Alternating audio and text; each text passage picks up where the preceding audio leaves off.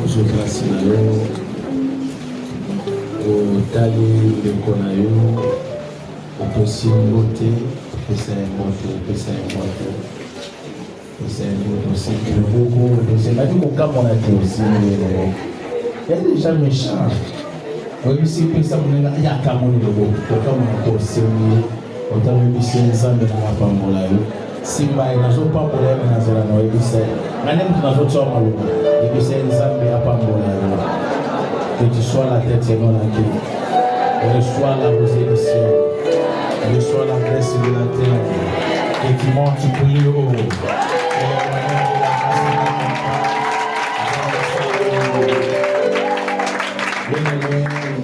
Nalingi moteur lelo asala lipango lepona yo. Toyebani. Nayebisa kino batie nyonso lelo eza classement Saint-Esprit moko abi oyo. Nalingi oyo kaye. Epuis zala na ye. Amen. Zala na ye. Soka mati. Mati na ye. Soka kiti. Okiti na ye. Soka poti mbamu. Opoti na ye mbamu. Manebeka ana 12. Oyo depose pa na yo. Eza mutu ya koloba te. Yo moko oyoka. Amen. Yo moko makana ese. Oyo soka zote bapasaka ese. Mona kana mawa na mono mama.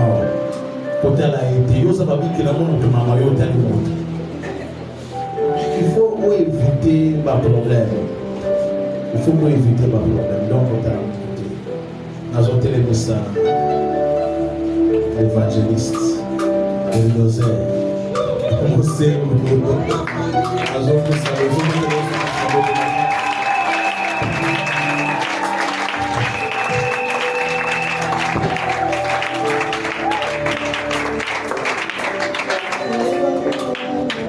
Amen. Dansons par les tous écrits. Un jour, vous êtes gentil dans la vie. Vous êtes bien dans la vie. Et moi, on a qu'à. Dansons par les tous écrits.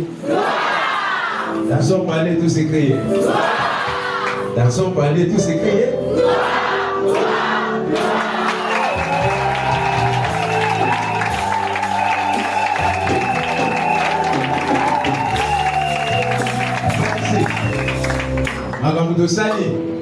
Nous avons les révérends, les représentants légaux. Mais tous les gens qui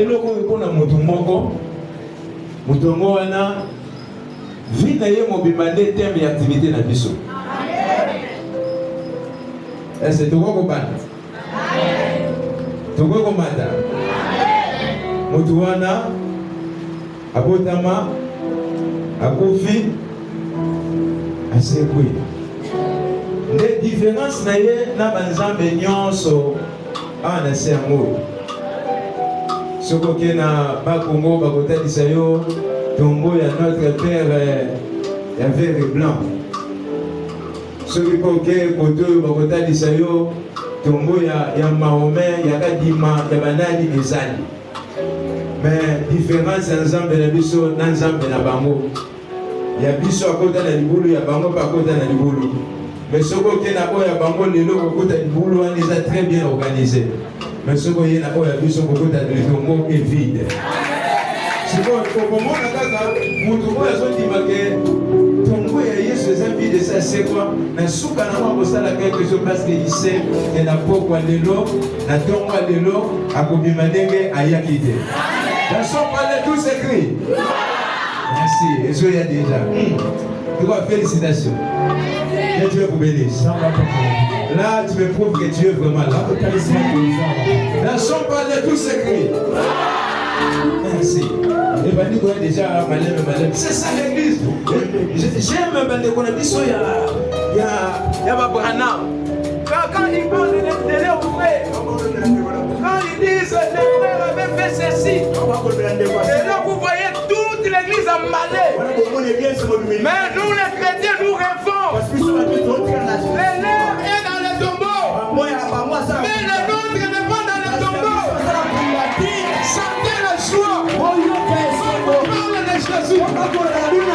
dans la joie, c'est dans l'allégresse, dans les nôtres. C'est pas un homme, un autre, c'est un Dieu.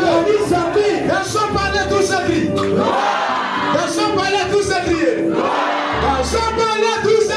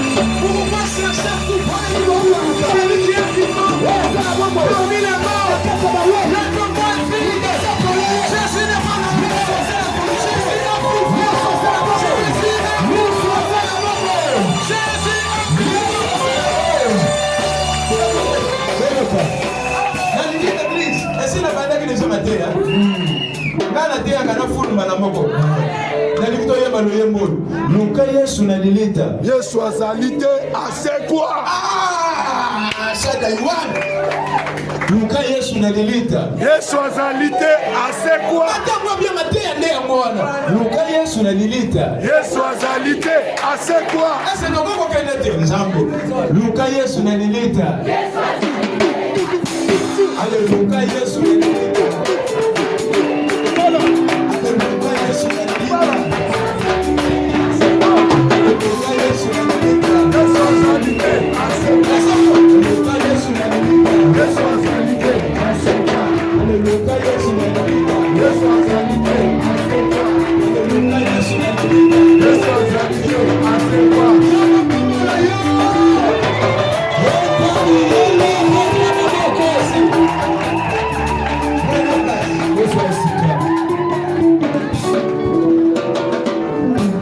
C'était ma façon de te dire bonjour. Et c'est aussi une façon de te dire que Jésus est vivant. Nous pouvons lire la Bible. Nous sommes dans le livre de Matthieu chapitre 28.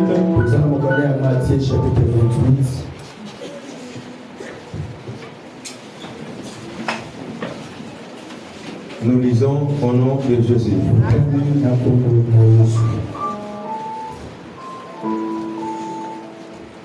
Après le sabbat, excuse pour la lumière, je vais utiliser ça.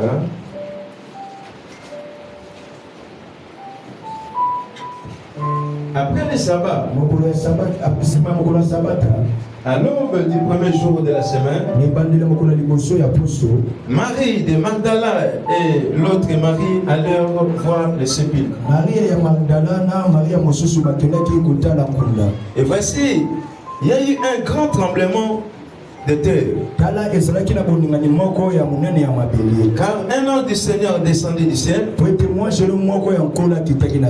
rouler la pierre et s'assit dessus.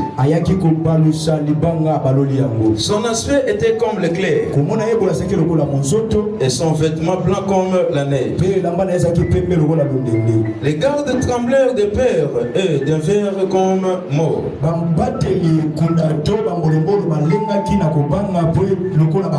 Mais l'ange prit la parole et dit aux femmes, pour vous, ne craignez pas, car je sais que vous cherchez Jésus qui a été crucifié. Il n'est point ici.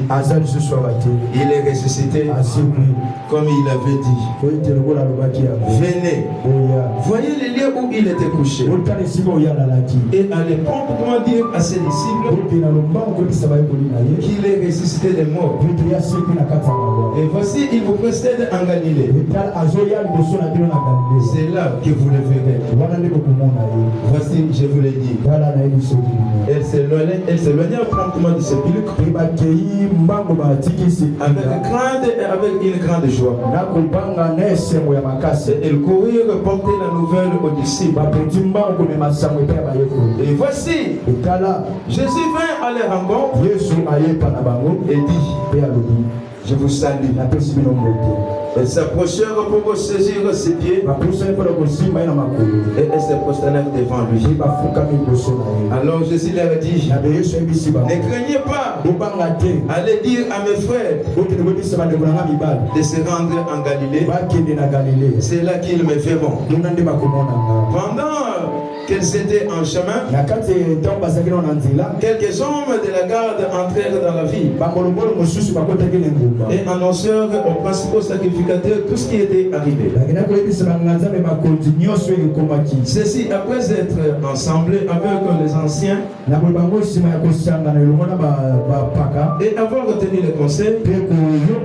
donnèrent aux soldats une forte somme d'argent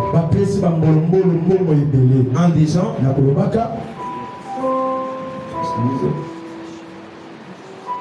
ceci, après être assemblés avec les anciens et avoir tenu conseil, donnèrent aux soldats une forte somme d'argent en disant, dites, ces disciples sont venus la nuit les dérober pendant que nous dormions. Nous pouvons nous mettre. Et moi je continue à le lecture. Et si le gouverneur l'apprend, nous l'apaiserons et nous tirerons la peine. Les soldats prirent de l'argent et suivirent les instructions qu'ils leur firent donner. Et ce bruit s'est répandu parmi les Juifs jusqu'à ces jours. Les 11 disciples allèrent en Galilée, c'est la montagne que Jésus leur avait désignée. Quand ils les virent, ils se prosternèrent devant lui. Mais quelques-uns eurent des doutes. Jésus s'étant approché leur parla ainsi, tout pouvoir m'a été donné dans les cieux et sur la terre.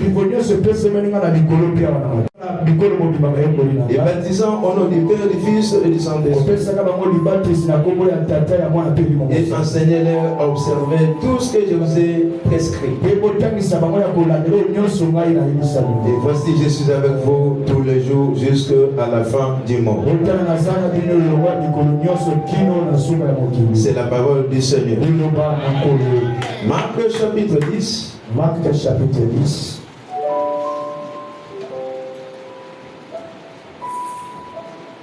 Nous lisons à partir du 28e verset. Pierre se mit à lui dire, voici, nous avons tout quitté et nous t'avons suivi. Jésus répondit, je vous l'ai dit en vérité, il n'est personne ayant quitté à cause de moi et à cause de la bonne nouvelle, sa maison ou ses frères ou ses soeurs, ou sa mère ou son père ou ses enfants ou ses terres, les reçoivent au centuple présentement dans les siècles-ci, des maisons, des terres, des sœurs, des mères, des enfants et des terres avec persécution. Et dans les siècles à venir, la vie éternelle. C'est la parole du Seigneur. Elles sont pas la mettre, il faut que la voix. prions.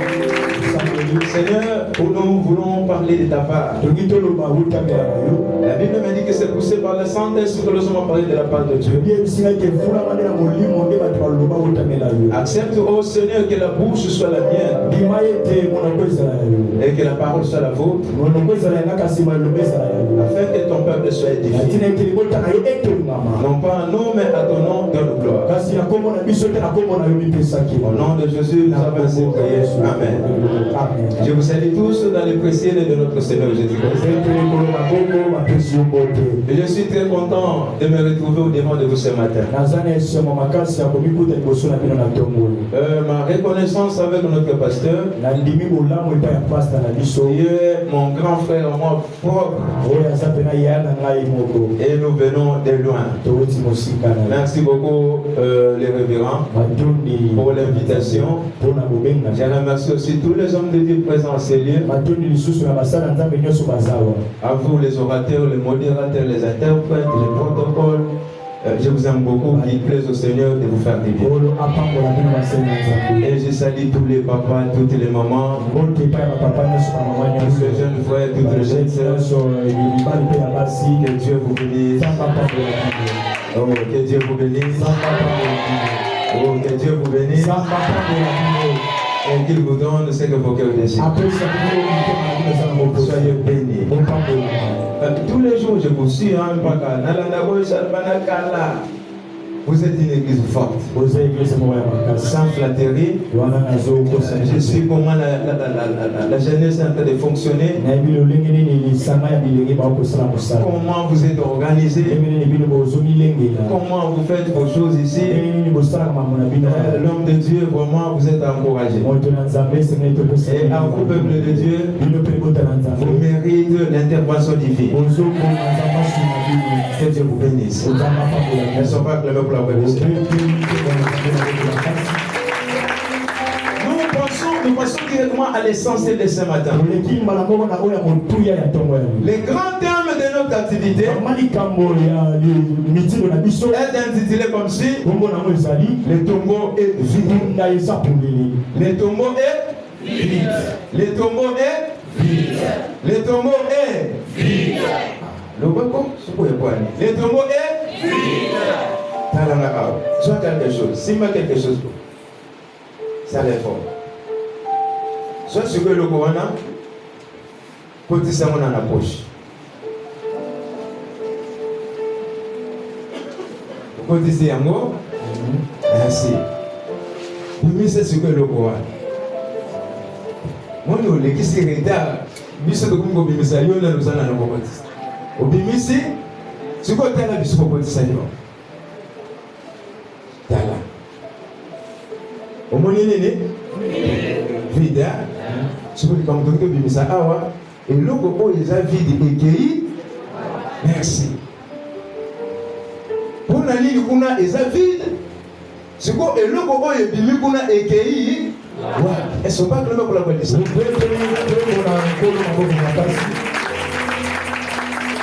Un jour, Dieu avait créé les bains. Il plaça Adam et Ève. Il dira, les jardins d'Éden là, vous êtes mes créatures. Vivez en paix, dans la joie, dans l'allégresse. La salle est bénie. Éden est béni. Mais après quelques temps, le diable va passer par là et désorganiser ce qui est organisé par Dieu. Dieu n'a fait plus un peuple. Comme ça, un miséricorde comme Dieu. Il dira encore, il me faut un peuple qui m'appartient. Il va encore visiter Jacob. Israël devait un peuple à Dieu. Quelques temps plus tard, Israël va se retrouver en Égypte. Dieu va dire, il faut sauver mon peuple. Qu'est-ce que dois-je faire? Avec Adam, ça n'a pas marché. Mon peuple à qui j'ai beaucoup souffert. Et aujourd'hui, entre les mains de Pharaon, il faut que ce peuple soit libéré. Il dira Moïse, viens, je t'envoie. Allez libérer mon peuple. Moïse est né. Et on l'a appelé C'est un homme de Dieu. Il avait la force. Il avait l'éloquence. Il avait l'onction. Mais l'onction de Moïse avait une influence territoriale. Cette onction de Moïse ne pouvait pas sauver les Congolais. Moïse arrive. Il va sauver les peuples d'Égypte. Israël était plutôt sauvé. Maintenant Dieu dira, non, il ne suffit pas. Il faut que le monde entier soit sauvé. Avec Moïse, c'est la race de Jacob qui est sauvée. Mais pour l'humanité, mais pour la planète Terre, mais pour le monde entier, il faut un homme. Il faut un homme qui va descendre pour sauver mon peuple.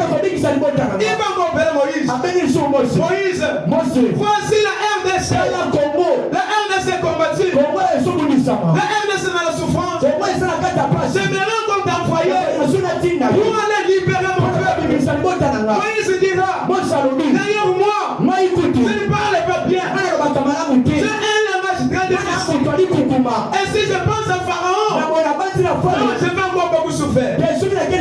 Choisissez quelqu'un d'autre. Là, c'est ma façon de voir les choses. On appelle Élie. Élie, est-ce que tu peux encore descendre pour les sauver l'humanité? Élie dira, si je pense à cœur, mon Dieu, laisse-moi le temps de se reposer. On appelle Étienne. Étienne, est-ce que tu peux descendre?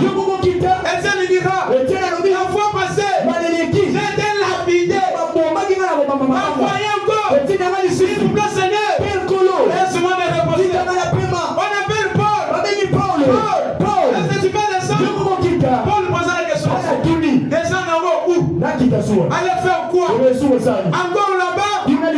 Persécuter votre église. Laisse-moi le temps de se reposer. Alors il n'y a fait personne. Dieu était là dans les Kétis. Qui pouvait sauver son peuple? Qui pouvait sauver son peuple? Il regarde à droite. Il ferait son fils aîné. Le fils aîné approche. Père, pourquoi es-tu dans les Kétis? Il dit non. J'ai un peuple qui m'appartient. Mon peuple est dans la souffrance. Mon peuple est dans la douleur. Mon peuple est fendu. Mon peuple est détruit. Il me faut une personne. Il y a la force. Il y a l'onction. Il y a le foulard et le fer. Il peut aller racheter mon peuple. Il dira à son fils, regarde le ciel. Regarde la terre. La terre est dominée. Il y a le diable qui a été régné. Il y a l'enfoutement qui domine. Mais qui peut aller racheter mon peuple? Son fils dira, Père, moi je vais aller. Tu lui diras, saviez-vous que tu seras crucifié? Il dit oui. Saviez-vous que tu seras enseigné? Il dit oui. Savez-vous que tu seras fouetté? Il dit oui. Il demande à toi, je t'envoie. Moïse, je l'ai envoyé pour libérer Israël en Égypte. Mais toi, je t'envoie. Toi, je t'envoie. Tu es le point focal de toutes les races sur la terre. C'est toi Jésus. Quand tu descends, tu trouveras les hommes enchaînés. Tu trouveras les stériles. Tu trouveras les sorciers. Tu trouveras les chômeurs. Tu trouveras les hommes et les péchés. Mais ils attendent l'intervention céleste. La personne choisie pour accomplir ma volonté, c'est toi. Accepter tout. Tu vas porter la croix. Je sais oui. Pour l'amour de ton peuple, je descends. Pour la maluma de ton peuple, pour la soigner de ton peuple, pour la tête de ton peuple, pour la maillance de ton peuple, je descends. Non pour aller libérer, mais pour aller libérer le monde entier. Quelqu'un va faire le pour la voix du Seigneur. Alors il arrive.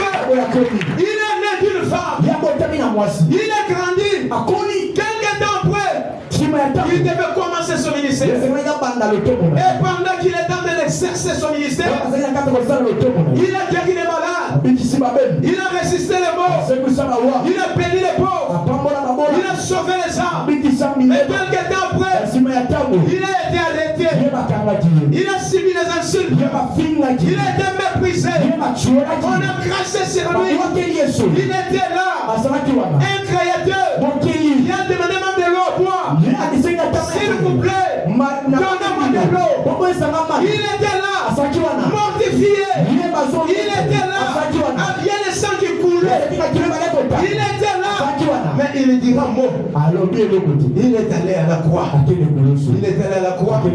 Pendant qu'il était insulté, pendant qu'il était méprisé, on a crucifié. Et même à sa gauche, il y a un volet qui est en train de le mépriser. Et tu fils de l'homme, sauve de toi-même, et puis tu peux aussi nous sauver. Et Jésus a rendu l'âme. On a pris les corps. Et les gens disaient, maintenant c'est fini. Où est cet homme qui se disait ici? Avant qu'Abraham fît, j'ai vu. Où est-il? Où est-il le faiseur de miracles? Où est-il celui qui s'appelait Messie? Jésus est mort. On a pris les corps. On a emballé. On a allé dans les sépulcres. On a mis le corps de Jésus. On a pris une grosse pierre. On a placé à la tombe. On a appelé les soldats. Si vous veillez ça attentivement, quand il avait dit le troisième jour, il ressuscitera. Nous vous avons appelé pour sécuriser la tombe. Alors nous verrons quel est le Dieu qui viendra les faire sortir de la tombe. On a pris la grosse pierre. On a encore renforcé la sécurité. Jésus n'est pas un homme. Quelqu'un me dit un homme très fort. Jésus n'est pas un homme. Jésus n'est pas un homme naturel. Non. Jésus c'est un homme extraordinaire. Jésus c'est un Dieu. Jésus c'est un Dieu. En lui, il y a la puissance qui guérit. Jésus a la puissance qui rend libre. Jésus a la puissance d'amener l'existence des choses qui n'existent pas. Jésus, l'homme de Galilée, il devait maintenant accomplir ce qu'il avait promis. Il est allé à la tombe. Le premier jour, il n'y avait rien. Les soldats se disaient, mais voilà couché. Où est-il? Le deuxième jour, il n'y avait rien. Maintenant, les Juifs se disaient, où est-il? Celui qui se disait l'homme de Galilée. Mais le troisième jour arrive, la terre tremblait. Il y avait un tremblement. Les choses bouchaient. Alors je me suis dit, là où les soldats gardaient les sépulcres, tremblement bandit. Ouais, il se dit, Ozoyoka makambo yonga nazoyoka. Eze eloko te. Est-ce que ozoyoka oyo nga nazoyoka? Esebi te eloko te. Elongo ya kikiki ekomi. Est-ce que ozoyoka bite eza ouragan? Na Goma kuna volcan ezokata na ya volcan ya Goma ti awa. Avant Nzamba bana kusala na fina. Babana kana na se. Voilà. Batémoin basala kana le délai. Eza ndemo yaka prière.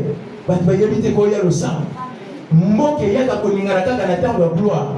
Mais na tango makambo ebanda. Batémoin basala ka mingi te. Yango na yeso ke ndenge ka kovandi wana. Ndenge tombi ya Jésus bande koningana. Quelque part na vie na yo, makambo ebandi ko pousser. Alléluia. Ndemo soto mo ba ko ndenge na sale. Amen. Ndemo soto ba amen na lo ba nguna ba so pousser déjà. Amen. Ndemo soto ba amen mo kila ba li tremble be bandi. Amen. Ba ko ba fande ba de soto ba tremble déjà. Ba ko ba simba fina yo ba so ndenga déjà. Ba ko ba kanya fina yo ba so tremble déjà. Amen. Ba ko ba lo ba ko souhaite ba so na quelque chose. Amen. Ndemo soto ba amen tremble be so côté la ba.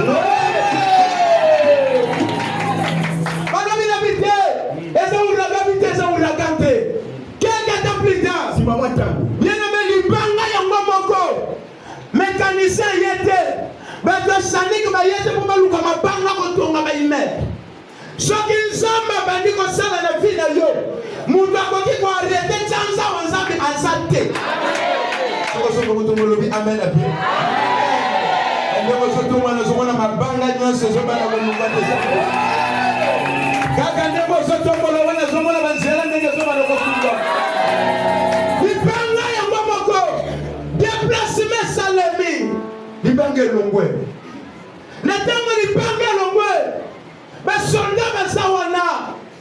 Bien armé, n'a grenade, n'a obis, n'a M16, n'a MMM. Jésus.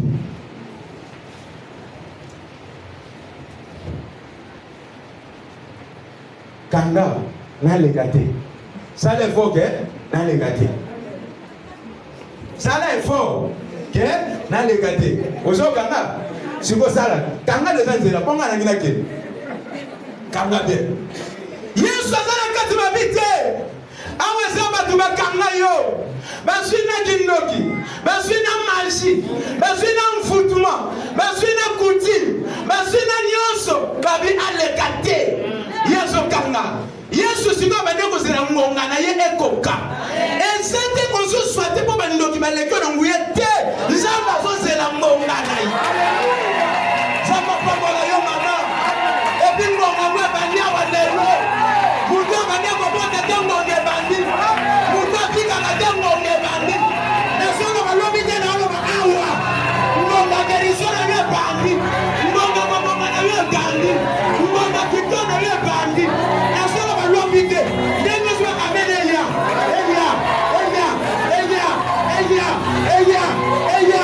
Eya. Esonia. Ebana lelo.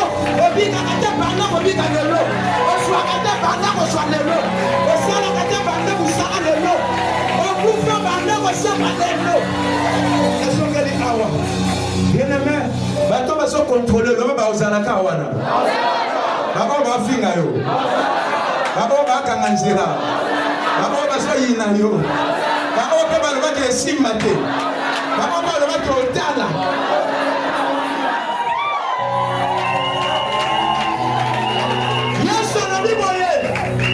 Ceux qui les banga et le moitié bandi maté. Ceux qui peuvent soldat, bah confi mon doigt témoigner aux alatés. Chef d'Alouane. La fille n'a yo. Quand c'est n'a pas confaté, c'est n'a pas ça là. Pour ma gloire y bien bien. Au moins le gars pasteur. Bah tu nous sommes pas à la pomme y bien. Adam Olivier de monsieur Babengé Rwandais pour compléter ou dit Congo. Le va de Bazana. Nous ma cassé. Batma Kanelanga. Batma son Sinanga. Batma so Inanga. Batma Kana famille. Batma Loka famille. Batma boy élévation. Batma boy gloire. Sala, Basela.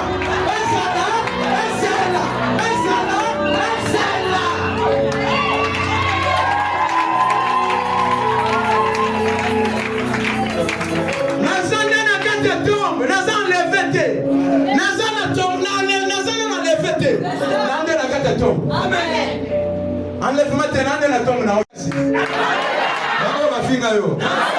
Baba ba kanela yo. Baba ba duta kana yo. Baba si ba bonga. Baba si ba joie. Baba si ba kenal boso.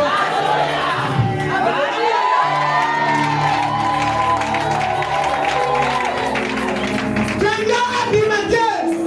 Les soldats va salir ma banque ça. Fallait que les soldats va salir pour que ne voyez pas Bayuda que Moudouana azali sous-souté. Ceux qui témoignent de où t'es pas ma disciple par le Baba Yokanaki. Et c'est le Kakaban Sala. Pour que nous confirmer résurrection. Baduka na Oma Finga Yokaka Bangoba Babolopa.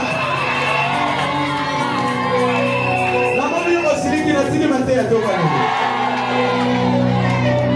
Kaka Nisiko Fingama. Kaka Siko Babeta Babongo. Kaka Siko Batangela Panga. Kaka Siko Bamasakisako. Kaka Badoma Baboma Mama. Kaka Badoma Nyamelo Mapunga. Kaka la Bisika Wana. Kaka la Mbaba Wana. Kaka la Midoma Wana. Kaka Bisika Jamba Jambe Kota Bisama. Soyez bénis. Soyez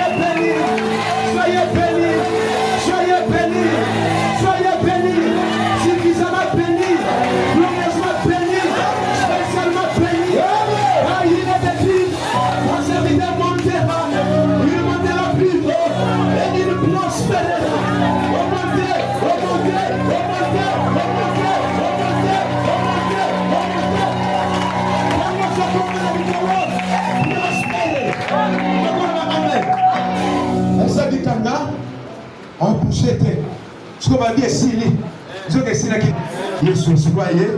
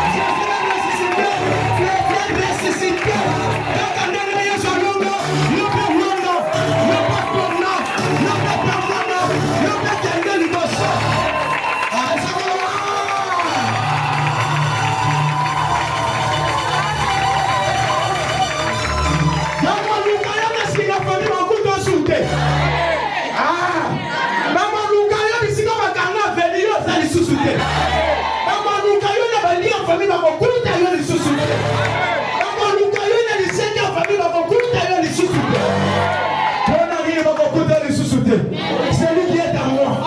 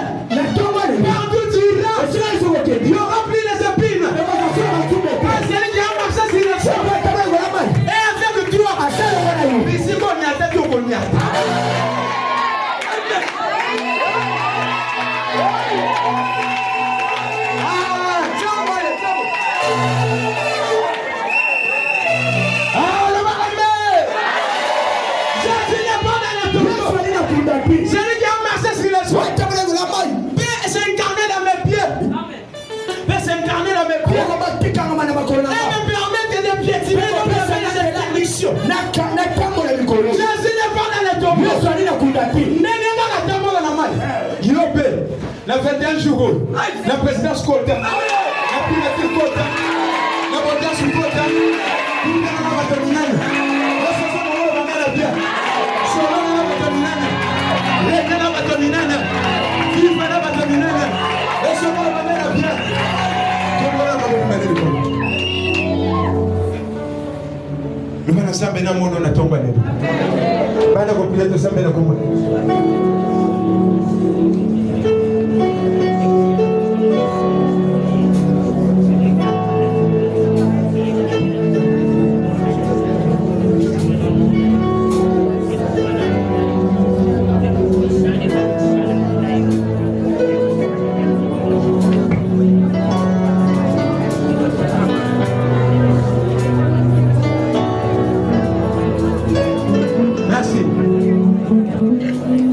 Vers la fin.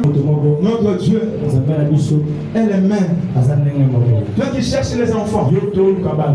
Il y a un Dieu qui avait donné les enfants. Celui qui a donné les enfants à Anne est encore vivant.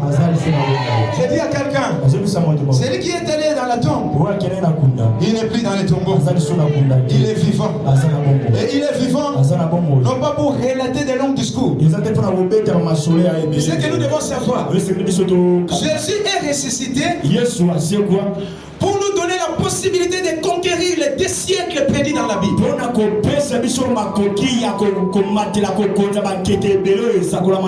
La résurrection de Jésus nous donne la possibilité de conquérir les 2 siècles perdus dans la Bible.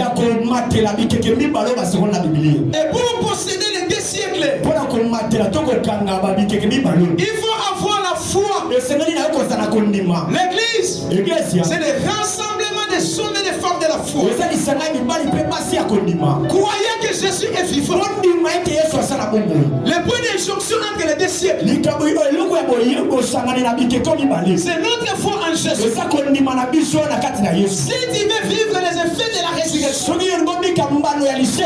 ayez la foi. Une foi immesurable, une foi solide, une foi qui rêve de grandes choses, une foi qui rêve de l'excellence. Dans les siècles présents, ça c'est ce que Dieu nous a promis. Pour vous qui croyez en ma résurrection, attendez-vous aux 2 siècles. Les siècles présents et les siècles à venir. Mais c'est tous les siècles présents. Aujourd'hui à l'église, nous oublions que nous sommes une église charismatique. Le christianisme n'est pas une religion. Ou si vous venez, vous commencez par X et vous finissez par Y. Non. Non. Dans les siècles présents, Dieu ne nous a pas promis le malheur. Non. Dans les siècles présents, Dieu nous recommande de vivre la gloire. Je dis à quelqu'un, dans les siècles présents, tu mérites de bonnes choses dans ta carrière. Quelqu'un peut dire un mètre fort. Amen. Quelqu'un peut dire un mètre fort. Dans les siècles présents, nous devons savoir ceci. Celui qui est ressuscité est Seigneur et Sauveur.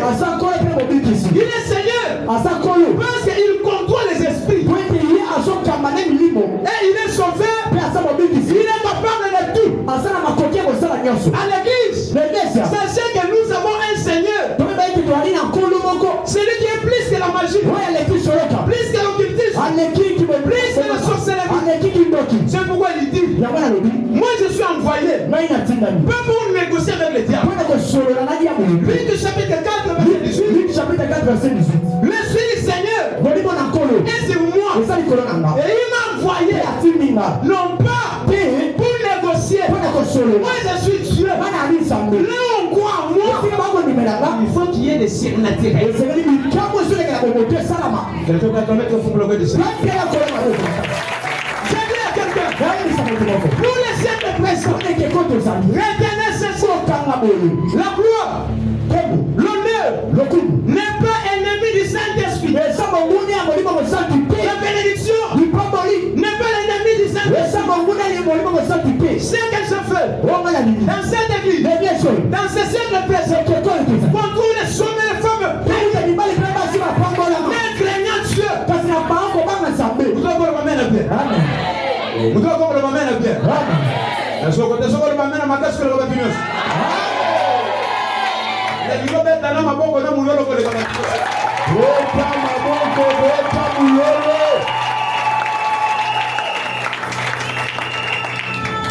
Dans le siècle présent, Jésus dit ça c'est bien.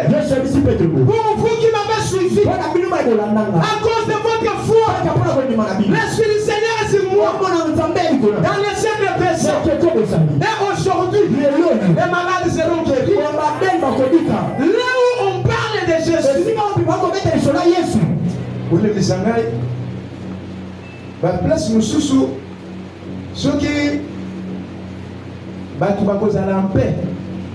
Esaka babalobaki tokomisi nzambe mpo mwana na biso akobisi 12 ans. Nde témoignage esili wana.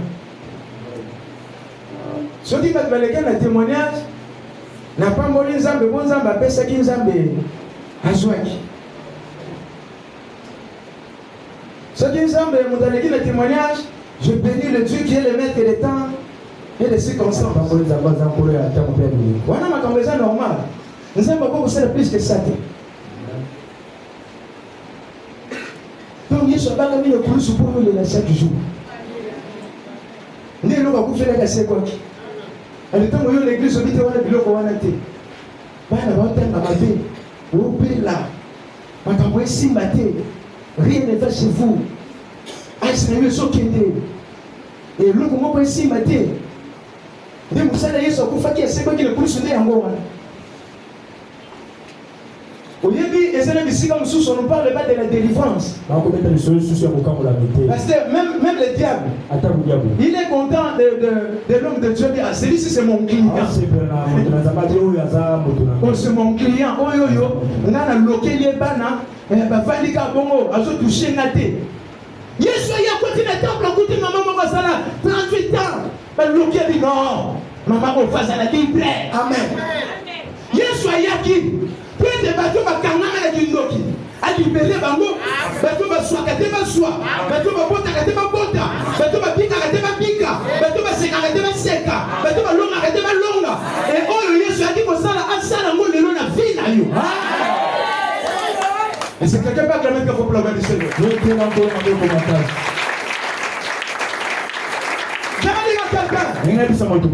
tes prières, demandez à Saint-Esprit. C'est bien. Mais ces choses sont des grandes choses. Vivre l'élégance, c'est pas un péché. Vivre la noblesse, c'est ça la gloire de Dieu. Pourquoi? Dans les 5 personnes, Dieu nous a recommandé la gloire. La gloire ne cherche jamais la présence de Dieu. Jamais. Pourquoi? En Éden, Dieu a placé l'homme dans un très bon cadre. Et il y avait toutes les bénédictions. Et Dieu descendait. Zamba me mettait dans la Amen. Zamba me mettait dans la salaire. Zamba me mettait dans la libala. Amen. Deuxième chose, la gloire ne cherche pas la présence de Dieu. J'avais dit quoi par là? Même si tu es béni, si tu as la foi, tu resteras un enfant de Dieu affermi. Et nous n'avons pas mon sur l'église. Amen. Généraux babima ao. Amen. Le gouverneur babima ao. Amen. Nama président bakoyaka babima ao. Amen. La femme de feu babima ao. Amen. La féminine ba magistrat ba avocat babima ao. Amen. La pauvre ba mère makaso le kabatunos. Amen. Deuxième chose, la gloire ne cherche pas la présence de Dieu. Parce que les Shekinah descendaient dans l'ange. And then les deux chérubins en or. Et les Shekinah descendaient. Troisième chose, l'or et l'argent. Appartient au diable. L'or et l'argent appartient à Dieu. Les effets de la résurrection. Pour les siècles présents. Toi là tu m'écoutes. Pendant cette montagne de prière, tu es obligé d'expérimenter la main de Dieu. Tu es obligé de vivre les siècles très dans ta vie. Dans les siècles présents, tu es appelé. Tu es appelé de réaliser des grandes choses avec Dieu. Dans les siècles présents, si tu veux vivre les effets de la résurrection, la foi en Dieu, et il faut en Dieu, marche avec Dieu, sois l'écoute de Dieu. Et si tu crois en Dieu, tu vivras la bénédiction jumélée de Zabulon et Isaac. C'est lui qui est Dieu. Avec la bénédiction de Zabulon, mon Dieu a dit Yesu. Yesu akufa asekwa. talanga awa talanga awa bien oza na toi na bandine lipamboli ya Sabilon Bible elobi Moïse azopambola bio Sabilon ntango ozobima oluka biloko nyonso ozoluka osala nini ozwa tobana ngoma makasi Sabilon na ngoma makasi Nzamba yoka yo baange bayoka yo sikoyo mutu oyo eza na race ya Isaka Deutéronome chapitre 33 verset 18 il y a place wana il y a des gens okende moluka te mais biloko oyo soluka yango moko eluka yo na bandi na Sabilon toza na mois d'octobre lobi eza lundi babi Sabilon yo na bacourse na yo okose retrouver Jésus n'est pas dans le tombeau pour être échec na yo ezala perpétué jamais ndenge okobima lobi eloko koluka osua Sabilon soyokanga lobi eza lundi ndenge okobima eloko nyonso kolukaka okosua yango soko koluka fisa kozwa fisa soko koluka mbongo zwa mbongo soko koluka musala ozwa musala soko soluka bana ozwa bana erase ya Isaka mwana na Nzambe ezala biloko mosusu alukaka te otoma mata alobi amen chaboye ntango otie boye eza onga naki eluka moto aza na Nzambe soki aluki lobi azwi te Sabilon mokolo moko ayo obima na nzela kaka na nzela oyo akenda koluka zwaka te quelque chose ekobota nalobi na yo Sabilon avant tokoma le 31 décembre eloko nyonso monene olukaka ezabatiako na nzela ndenge ozobima ndenge ezosalema ozoluka bamarché okozwa bamarché ozoluka mosala ozwa mosala ozoluka bana okozwa bana ozoluka ndako okozwa ndako nzambe ozozwango ntango na banzela na yo ndenge oyo eza Isaka ata na bimi te omoni Yesu ye mo basibiro ya Sabilon na Isaka na bwatu bwakende kote akende koluka ntango tokoluka zwi bwatu nzambe aseluka na montagne de prière oyo na bandeli bien eloko oluka na baeglise nyonso ozwa te eloko oluka na bamontagne ozwa te eloko oluka na bajeune ozwa te yo oza Sabilon kaka ndenge oyoki lite oyo lelo ezobanda kaka lelo na telefone babenga yo na entreprise bakoluka yo na société bakobenga yo na masale bakoluka yo eloko oyo yo olukaka okokende kozwa yango esi monaso oza Isaka yana biloko mosusu balukaka yango te esokozanga okolo bamena bien Yesu ntango avandi epai ya tata na bango ayebisaki bango te kokoya kotikelanga baor esi bamasi te kokomemelanga biloko me biloko yango moko wuti epai ya monguna eyeti bisika Isaka azalaki yokani ntan oluka su te oluki trop su te calme-toi reste chez toi nzambe akocreye besoin moko quelque part oyo bakoya koluka yo nazoloba na Isaka na 18 heures alelo motu moko akobenga yo motu moko akoluka yo eloko wana ekoya kolanda yo ekoya tika babisika yo oza pete yo oza Isaka nayebisi yo bien amen na siècle présent sachez que nous avons un Dieu puissant et capable de tout. Amen. Merci ici. Je me dis que c'est terre. On ne peut pas parler du siècle présent sans parler du siècle à venir. Lisons ce verset pour finir.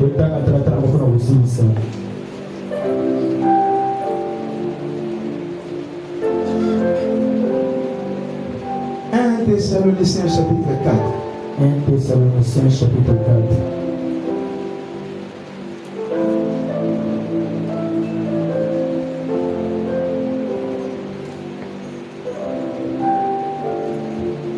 Tango tondimeli Yesu asisi déjà awa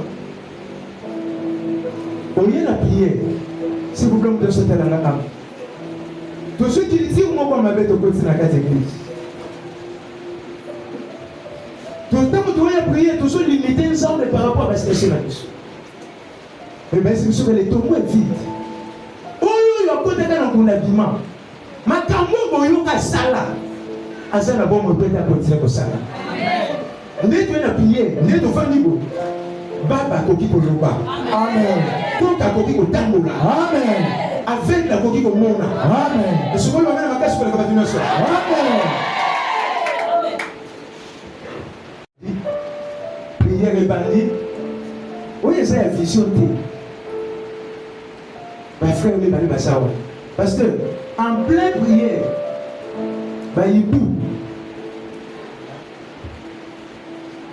il va continuer la catéchisme.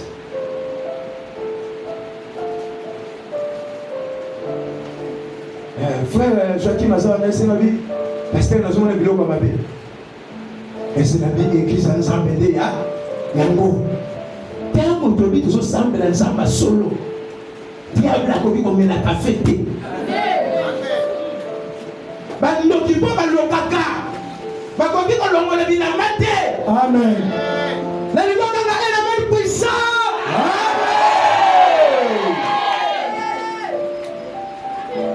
Tango bayibu baye mwana kweli. Et Dieu nous dit na benga ki bayibu wana baye awa baya ko vivre ndenge na obisa mwana wa. Soko so kwanga. Mutakondi masaa. Mutakondi masaa. Oh. Mutakondi masaa. Mutakondi masaa. Sur les champs, moi na la muki. Tango la muki. Moi na piki. Que c'était. Quel est le mutombo? Mutombo confirmé malade de Sili. Quel est le Saint-Joseph? Saint-Joseph malade de Sili. Quel est le Saint-Antoine malade de Sili. Quel est la maman malade de Sili. Petit lobby, pasteur, la coutelle n'a pas laissé la vie. Mais ce que je vis au ciel, il y a un Dieu. D'ailleurs, c'est ce que les tombeaux est. D'ailleurs, et l'ocolioso est où mais là. Ce que je dis, manga. Maintenant même, qu'est-ce que ça va nous autres? Nous avons un Dieu vrai et un Dieu puissant. Le tombeau est vide. Jésus est vivant. Le ciel est occupé. Le monde est dominé. Amen. Ça va passer le bonheur sur ce local. Amen. Pourquoi mettez le roi de mon côté?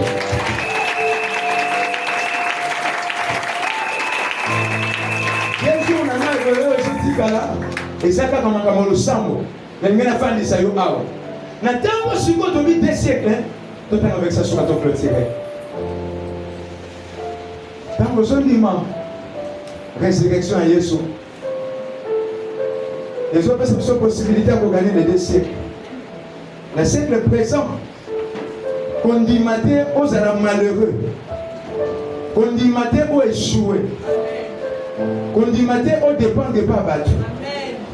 La temps où on prier, il fait des grandes choses. Autant qu'on le m'amène bien. Nous sommes à la Bible dit de manière exceptionnelle dans cette église.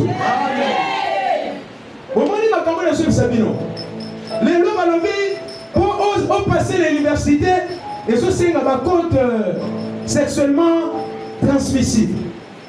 Ceux qui ne peuvent pas professeur d'université, corruption les Kanawak.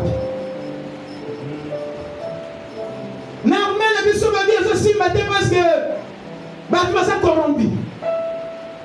Ceux qui font les bisous c'est des tamations générales. Bisous moi ça. Donc va créer de quoi qu'on s'en va dire. Zamba pas molayo. Amen. Oh, Zamba pas molayo. Amen. Na maneli Zamba pas molayo. Amen. Papa Zamba pas molayo. Amen. Au binet d'un premier ministre gouvernement de cette église. Au continue boya babi. Papa, réunion de bango le ben amoni. Conseil des ministres. Conseil des ministres, babi, c'est l'entrée de son excellence. Papa a continué le premier ministre. Avant, on a conseil des ministres. Quand on a contacté Wabandi, prenez place. Rando Bonosi Kamena Yikamena Santa Bébé. Orondo Bono Yikamena Santa Malaka. Prenez place. Madame, mais chef d'État, maison générale, c'est notre frère. À quel instant, nous allons la vendre à tel? Alors, on va venir rendre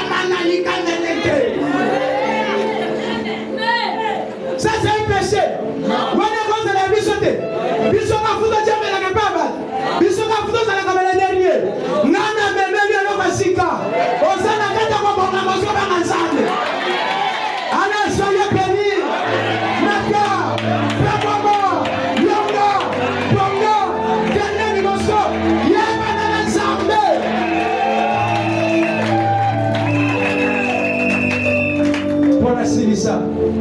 Ce qu'on se dit, que Yesu akufa c'est quoi? La sima yako conquérir le siècle présent. Oyebaka. Le siècle à venir.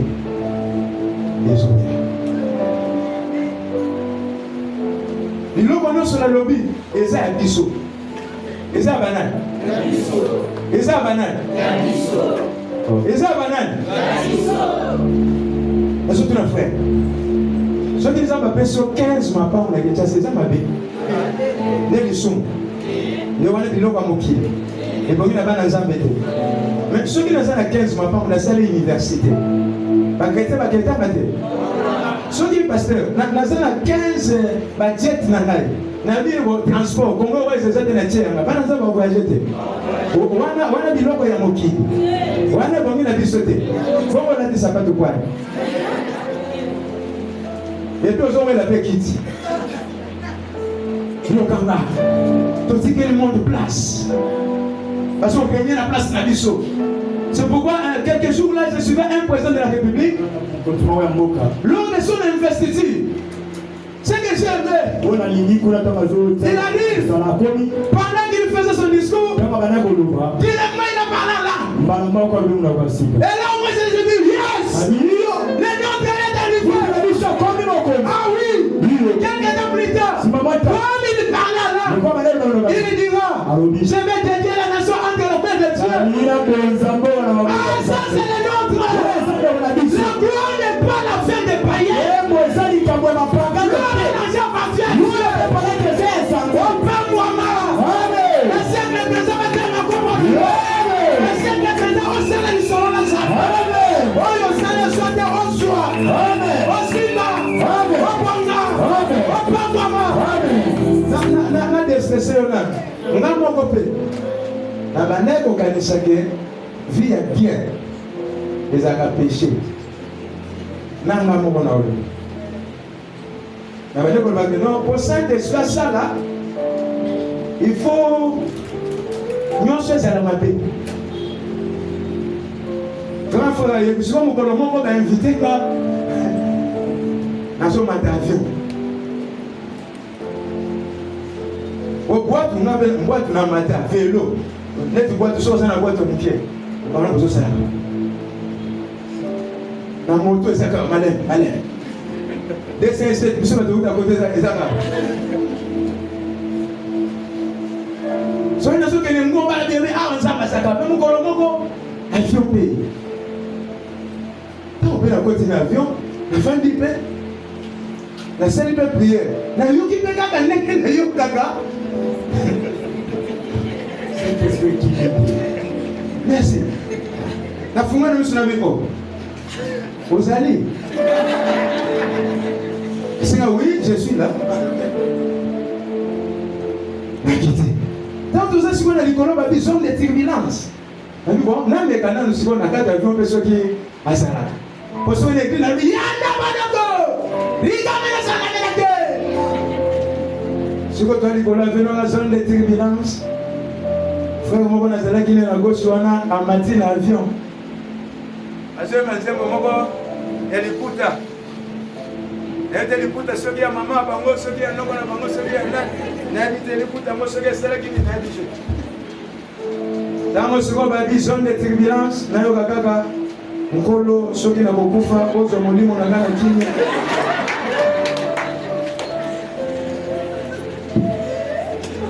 Atelier Nabi.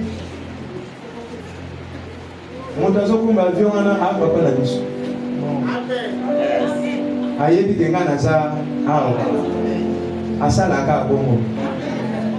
Sukete. Ndio bongo fandi hapo na nini? Na mimi nafandi hapo na sebela na mutema nanga. Mais loko ko sale ma awa esa.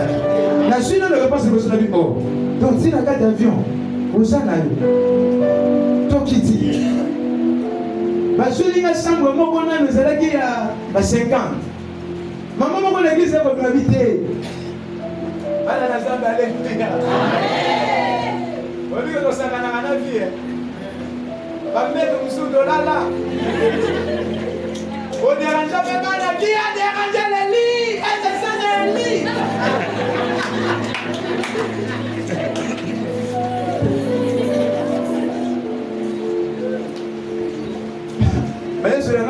chambre moko 250 balles.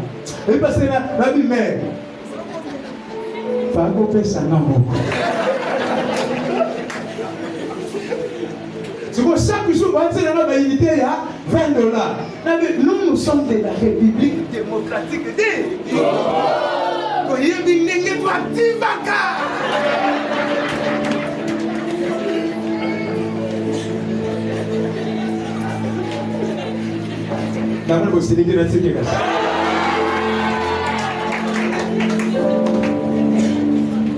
Pasteur, il y a dans la chambre, il y a 250.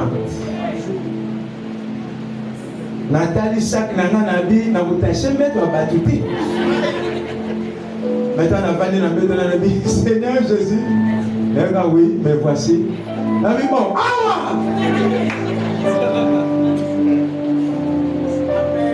La complexe d'infériorité. Tu dis qu'elle va parier les choses. La gloire est de Dieu. Les merveilles sont des œuvres de Dieu. Vive la miracle. Au nom puissant de Jésus. Alléluia. Oh, il y a sauvé la biga. Amen. Oh, il y a sauvé Sala. Amen. Oh, il y a sauvé la Kapala. Amen. Oh, il y a sauvé la Kapanda. Amen. Oh, il y a eu un bonsoir. Amen. N'est-ce pas mon soir? N'est-ce pas mon soir? Et comme elle a eu. Elle a sauvé ma campagnon. Le verset est là. 1 Thessaloniciens chapitre 4, le 14e verset. 1 Thessaloniciens chapitre 4, verset 14. Car si nous croyons que Jésus est mort et qu'il est ressuscité, croyons aussi que Dieu ramènera par Jésus et avec lui ceux qui sont morts. Voici en effet ce que nous vous déclarons d'après la parole du Seigneur. Nous le vivons. Restez pour l'avènement du Seigneur. Nous ne défensons pas ceux qui sont morts. Car le Seigneur lui-même a un signal donné à la voix d'un archange et au son de la trompette descendra du ciel. Et les morts en Christ ressusciteront premièrement. Ensuite, nous les vivants qui seront restés.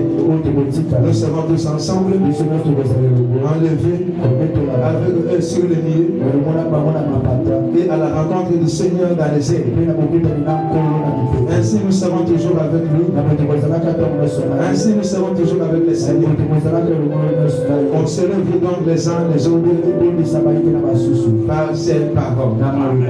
Quelqu'un va permettre qu'il faut pleurer.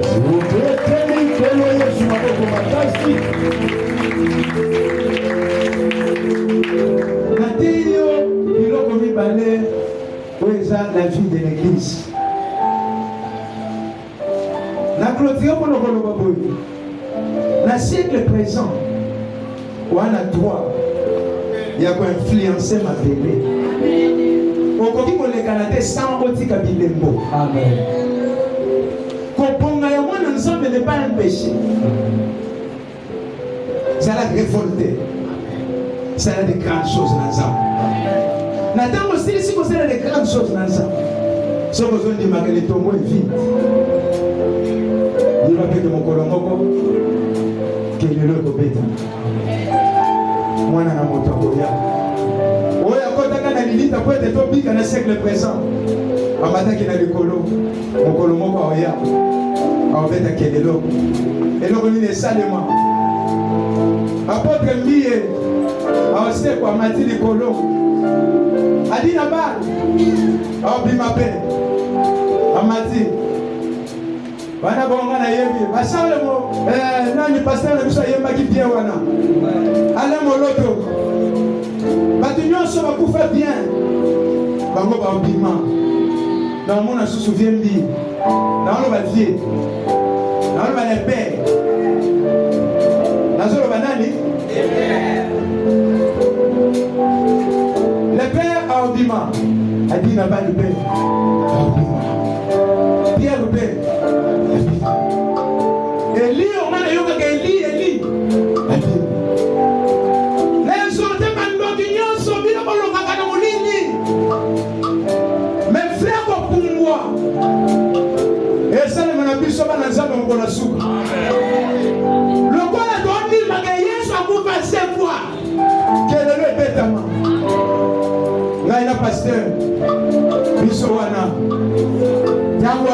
ekoti. Tremblement ekotaka na kati ya lilita. Ezalaki bakwete bima. Na mokolo ya tremblement ezala mokili mobimba. Nde wana biso batoto ndime na Yesu. Tomati ndoke pungwe na masina kiti na monga fulo. Soki bapia kwa hivi na metika. Mais biso mokolo wana na mata. Loi ya présenter ça la te mokolo wana. Mokolo wana physique et mosala mate. Mokolo wana loi ya présenter les arrêté. Mokolo wana mathématique maths chimie mosala te. Tout mata dans les cieux. Tout vani na likolo. Pendant 7 ans. Ngate. Ngana okusa na kota ya mokolo. Ami, yayo. Obi kana na lana banzala pona yo. Eso bi kana kana na masisi pona yo. Ngaba kana na ndoki pona yo. Na rateli wa pona yo.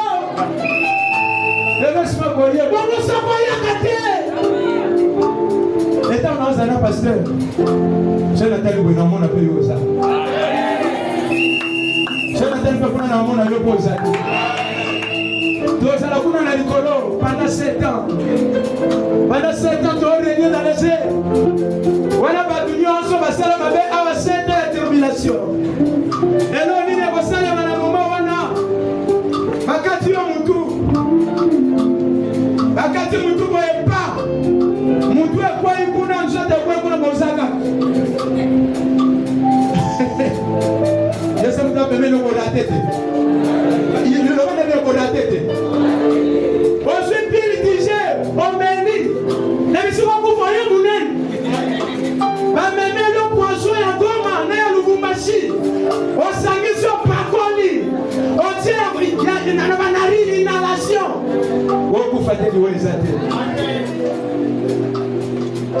Quelle douleur pendant 7 ans.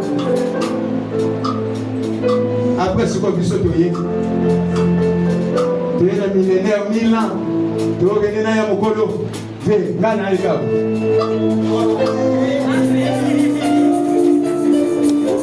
que ça vous a fait venir au côté Canada. Ça vous a fait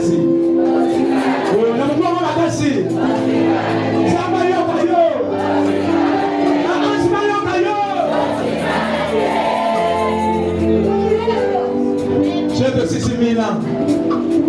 Bateau bazaki na lumusu. Soko zone di magaye so kufa c'est quoi? C'est que lumusu kotika. Mibala ba. Lumusu. Bien, impossible quoi. Soko zone di magaye so kufa ba c'est quoi? Voyez ma pete mukolo ba asali. Loko na kosoma lumusu. Masiaba. Ibala ba. Fika. A telefone muhimu. Fika. Mabonza boboya kopesa. Fika. Boboya kopesa mabonza. Fika. Boboya kopesa mabonza. Fika. Boboya kopesa badime. Fika.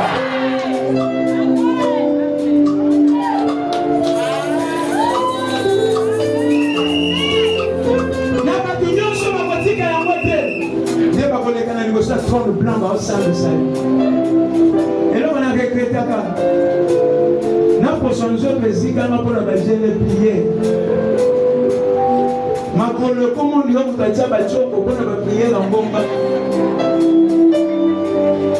Après Yesu ayena tikani. Maya ver na sanza na nzala. Après Yesu ayena tikani. Iso tolinga na kono plante. Je suis la nouvelle Jérusalem. Jérusalem, au Kayasika, et dans la Libona, Baboulani, Kone la Teo, Basiteo, Mio Koteo,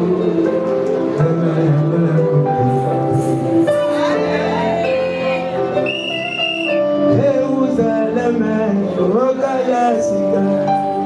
Et toi,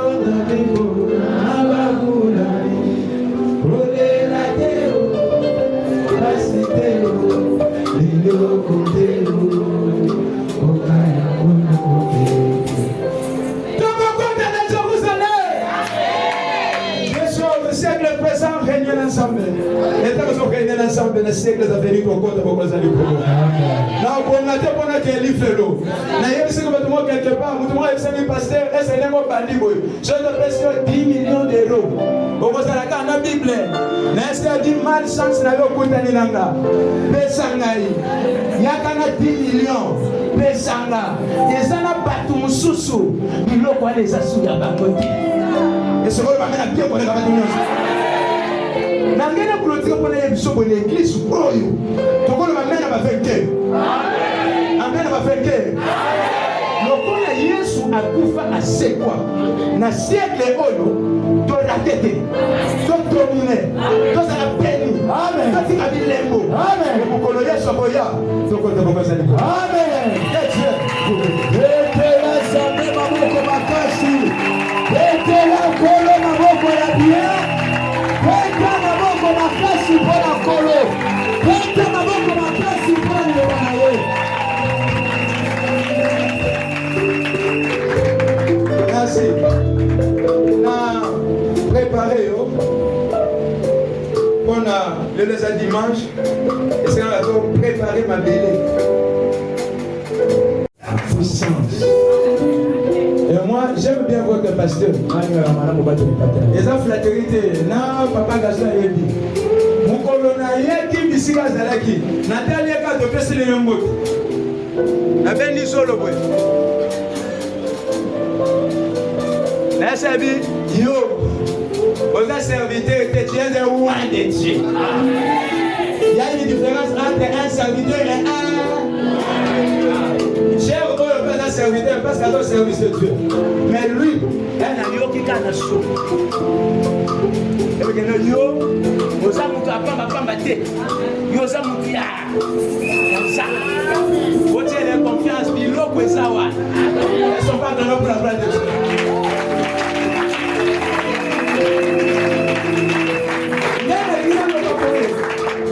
Dans 21 jours de prière, tu veux compter à une mathématique. 1 plus 1 égale à la minute, ok? Non. N'importe quelle physique, tu dois y présenter. L'arrêt de Isaac. Quand Isaac n'a eu côté à yo que les tombeaux est comme les tombeaux est vide, non pas ce qu'on dit moi. C'est possible en priant, Baba Alouba. C'est possible qu'en priant, et l'ogo yoluka et salim. Et ce sont des moments où le bamène à bien. Mon toit sur le bamène à ma fouta. La dîner du jour et la 21 jours, on a siècle présent. À Taba Loba qui n'a eu que yoba loka yoba laquelle a yoba paix. Comme les tombeaux est vide, vous m'en plaindre à nous autres. On doit vous remettre les voix devant ma boque bien.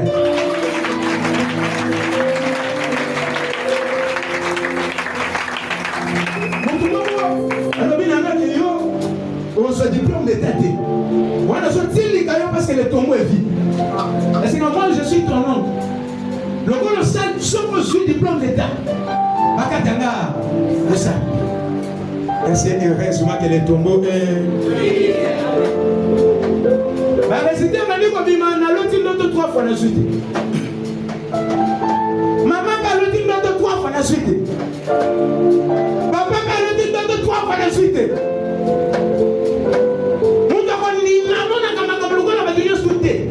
Le 23 fois le tombeau est vide.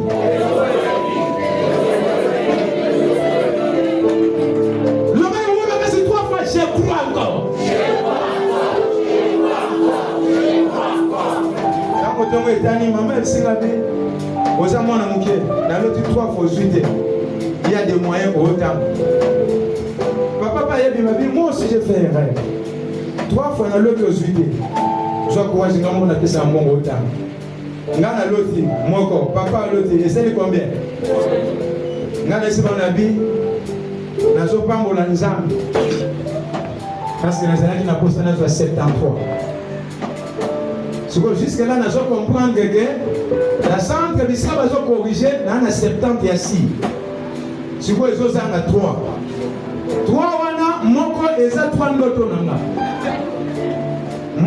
Yami baleza 3 ndoto ya papa, yami ça déjà 3 ndoto ya maman.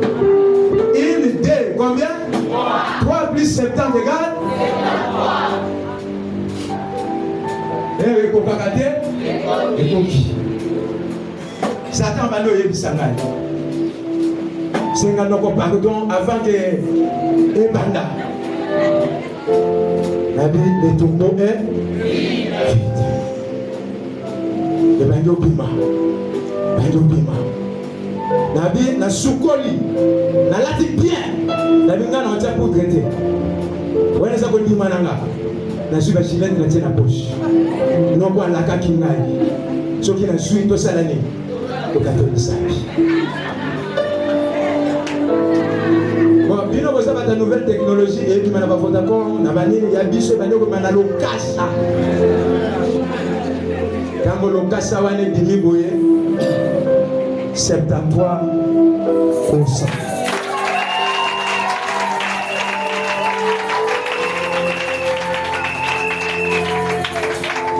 Na suis 3 gilettes. Il faut savoir respecter les parents. Et les parents avaient dit quoi? Qu'est-ce que les parents avaient dit? Il faut respecter, hein? Ceux qui n'ont pas la mode, c'est qu'elle a respecté. La subagilette n'a tout droit chez les noms. Tango yoki kanasi, a triché, a joué pour gratter moi n'a suis. Est-ce que nous coûtons na yo? Yo le bâti ceux qui suis, n'a qu'à t'avoir misa. Personne ne s'est mis dans kata. Est-ce que la vie m'a fait malouka kama kamote?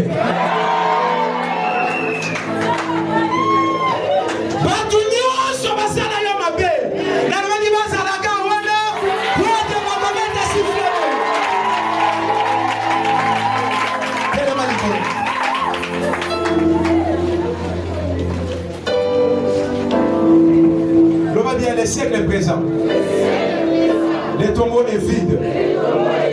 Jésus est vivant. Rien n'est impossible à Dieu. Tout le monde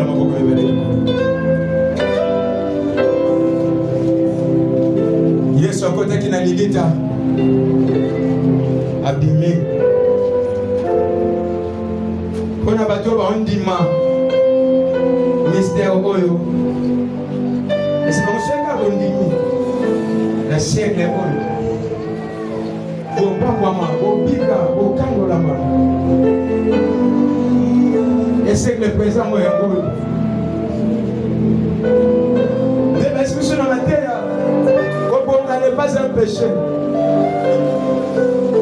Ceux qui vont le camp, il y a un Dieu qui délivre. Dans le siècle présent, il y a un Dieu qui guérit.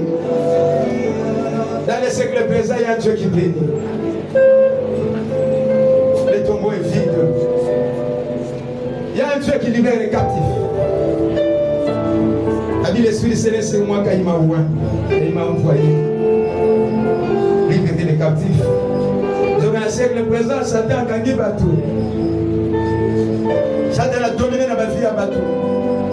Est-ce que le tombeau n'est pas vide? Si vous voulez, vous pouvez dire à tout le monde, vous pouvez aller du colo. Si vous voulez, vous sur le magasin. La foi. C'est une ferme assurance des choses que l'esprit. Et la démonstration de ce que nous ne voyons pas. Par la foi.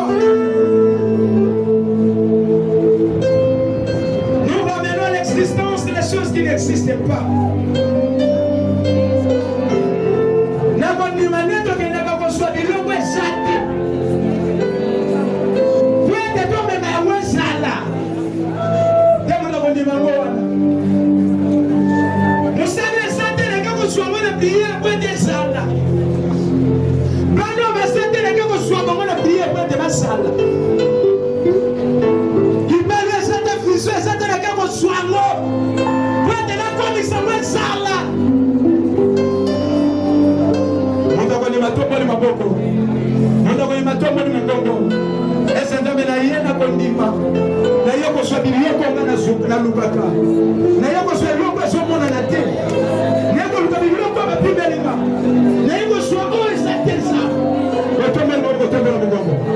Banda ko prier to sabe na kombo de Yesu Messi.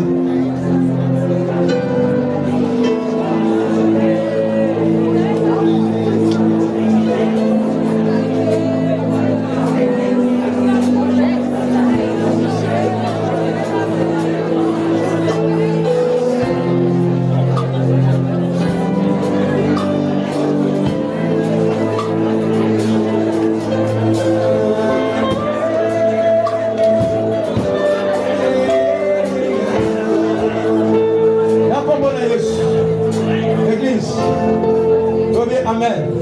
Disana maboko talanga. Lelo to umela te. Na lui mutu akondima. Kondima eza moyen de transport et même biso na loli. Bona nanga asiko bien. Botala nga nzamba za aw. Ngana za maboko pam. Awa siko se église na biso. Nabi nazo kende na kondima nazo kende ko so biloko na biloko na kasi pa papier mouchoir. C'est que par la foi awa na ma vie. Mais nazo kende tie pa nzambe. Pendant que na maboko na ngeza vie. Pona soit papier mouchoir par la foi. Après na kofungola miso na monde loko ezala kiti. Leko. L'OMD c'est possible. C'est possible.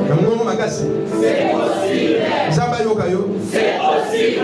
Ange yokayo. C'est possible. L'OMD yokayo. C'est possible. Ange yokayo. C'est possible. On va même bien. Amen. Est-ce qu'on peut que nous biloko na les combo vite. Kanga sur monsieur. Wane loko te na maboko na yo. Weza voyage à stratégie. Weza la foi. Weza la foi. Nana pas la té. Awa wa bazobe na stérile. Maintenant là qu'on a prié, la foi qu'elle dit dans l'eau dans les examens. Par la foi na yeko soit pas dans la loi. Na yeko soit guérison. Na yeko soit mondo. Tomba la maboko tomba.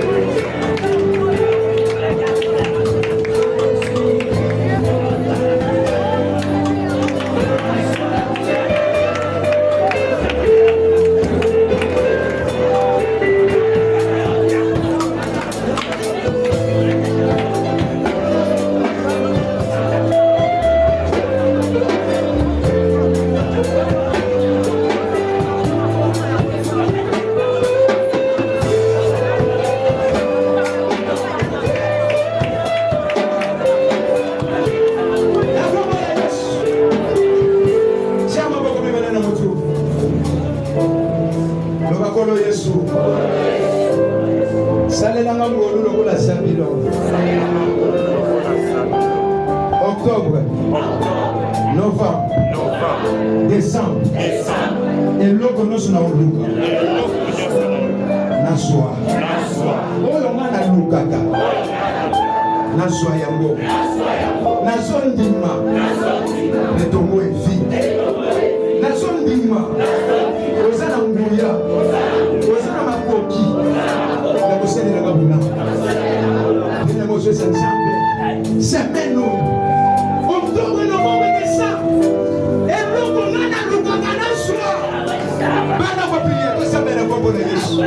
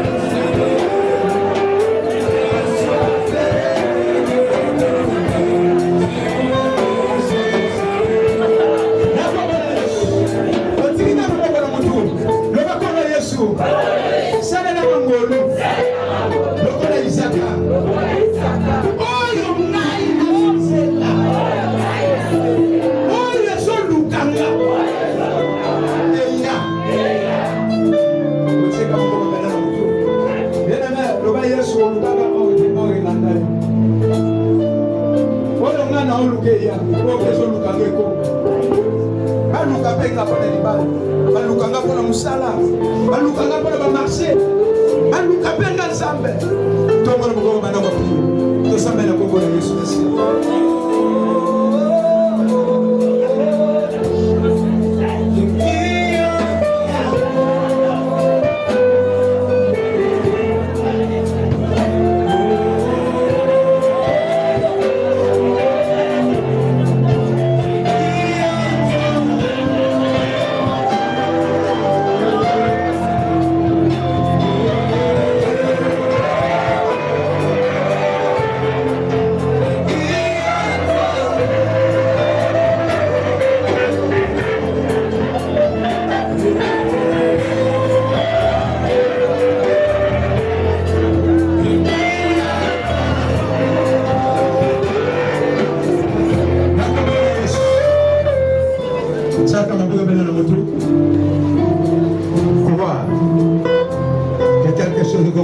Alléluia.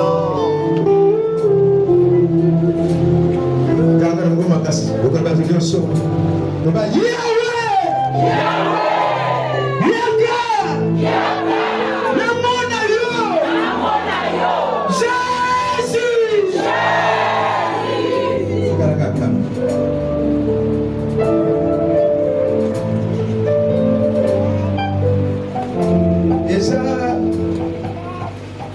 politique était, c'est Jésus.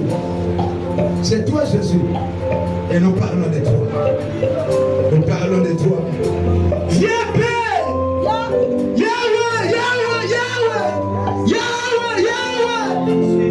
Le Dieu qui guérit. Le Dieu qui sauve. Le Dieu qui bénit. Le Dieu qui rend libre les opprimés. Soyez tout le monde. Fumona zela. Sala ya minene. Sala ya makamu. Lomona mabanga nyonso liboso na ye. Na siècle présent. Amona nyonso oyo olaka biso na siècle présent. Ekobatela kondima na ye. Mokolo yo kosofa tokote bokosa ya kolo moto nyonso aza malade miracle esalema malade disparaître douleur disparaître amona bamerveille na kombo na Yesu tosambeli bongo amen.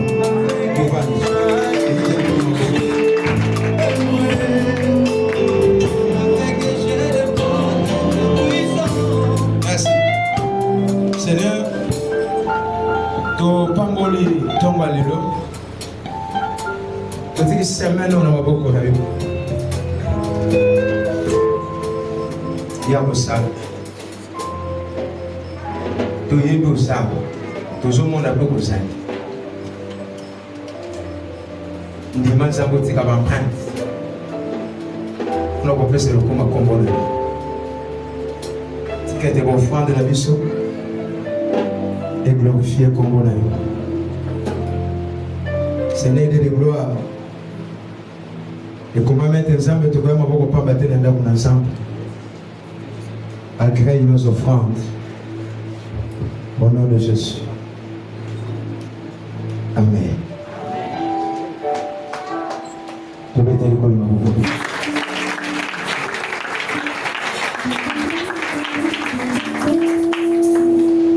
est-ce qu'on va faire ce point?